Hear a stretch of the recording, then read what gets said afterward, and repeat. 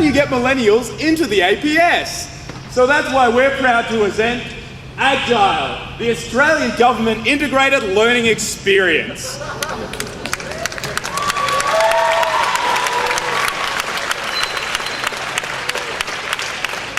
So I think you guys know just like I do, those millennials, they're lazy, they're crazy, they don't want to work hard. So we start with a single integrated application process. The thought process behind this is that a lot of people who apply for graduate programs get incredibly frustrated. If you want to apply for government departments, it's a siloed process. But in reality, for each government department, you're usually answering the same questions, providing the same information, and doing the same online testing. People can also get incredibly frustrated and worn down by getting 30 no's from all the government departments they've applied for in a year. So this way, by having a single integrated application process, you get an incredibly high quality application and people can give it their all. As part of the application process, you'll be required to rank the 10 government departments that you're most interested in working for. Then, once all the applications have been processed by a dedicated hiring agency, a public service hiring agency, you're placed into one of 6 different streams.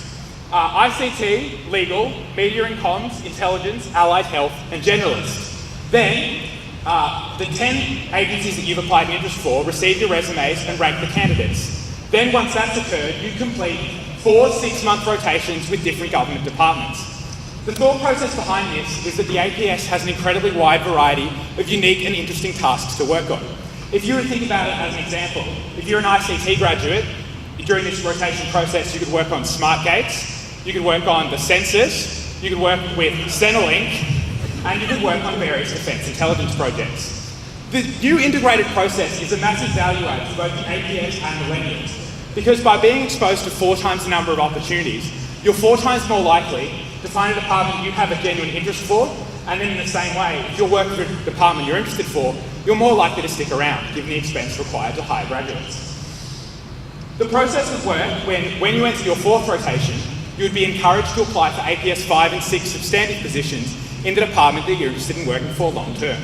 However, if you don't apply, there'd still be a fallback substantive APS 4 position, meaning that you won't be left high and dry if you aren't able to get a substantive position. But obviously most people would be looking to move further up, so you wouldn't need that many fallback positions inside each department. The other substantive benefit that we've noticed would be the incredibly large and effective informal graduate network. If you think about it, you already form a very strong friendship with the graduates you work with, and even a decade down the track, no matter what department you're in, you'd still be able to help one another. This way, by having worked in 4 different government departments, and having peers who've worked in 4 different government departments, whenever you need to get a task completed, you'd have a peer support network of every single department in the APS to draw upon.